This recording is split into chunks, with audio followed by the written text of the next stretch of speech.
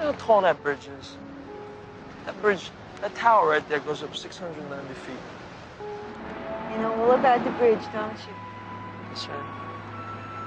I know everything about the bridge.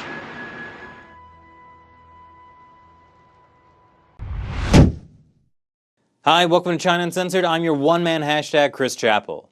The Verrazano Bridge, America's longest suspension bridge. Since it was built in 1964, it's helped countless American citizens escape from the industrial landfill known as Staten Island and ferry them to the gentle shores of Brooklyn.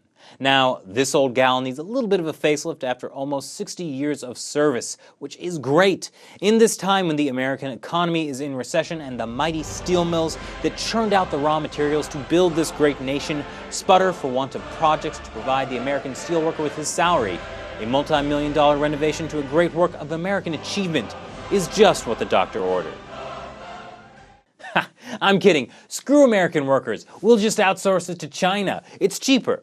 Now, if you'll excuse me, I'm going to light my Cuban cigar with a $100 bill and kick back with a good Ayn Rand book. Wow, she did what with a 20-year-old man? So the Verrazano Bridge is getting a $235 million renovation, but the New York MTA is giving $34 million of its steel production and fabrication to China because the two American companies they looked into just didn't have the manufacturing space, special equipment, and financial capacity to do the job.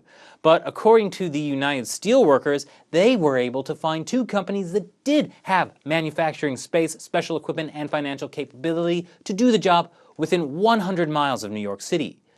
So yeah, why China? America has been outsourcing a lot to China, usually because in China they can find people to work 12-hour days for 6 or 7 days a week without adequate safety gear, so things are a lot cheaper than their American counterpart. Wow, Romney was right. Clearly the American middle class is lazy. Why can't things be more like China?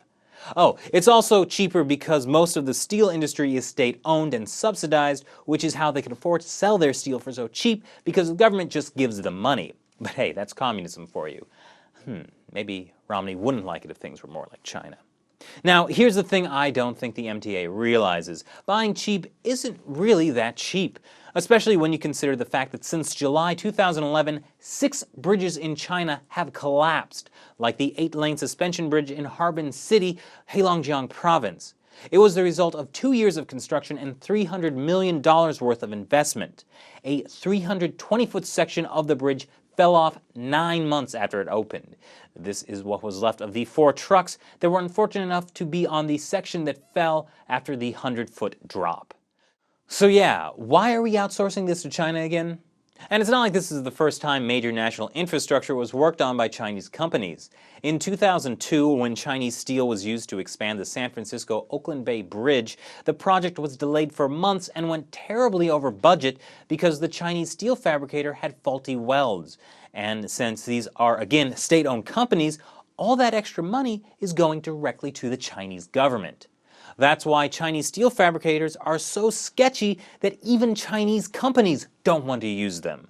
Zhang Yue is trying to build an almost 3,000-foot tall building in 7 months in Changsha, Hunan Province, and he said he is going to use Chinese steel because of quality concerns. So why is the MTA doing this again? There's actually a lot of things that are made in China that you might not know about. Such slices of Americana as Red Radio flyer wagons, Converse All-Star shoes, Etch-a-Sketch, and $2.8 million worth of American flags are made in China. The Polo Ralph Lauren U.S. Olympic uniforms? China. Your iPad? China. The American Dream? Yeah, Xi Jinping grabbed the rights on that one. Even the Martin Luther King statue at the center of the National Mall in Washington, D.C. was made by a Chinese sculptor and put together in China. So what do you think of the MTA's decision? Rather than creating more American jobs, the MTA is going to give millions to China, which has a proven track record of cocking up bridges. You know, I think it'll be safer for everyone in Staten Island if they just take the ferry.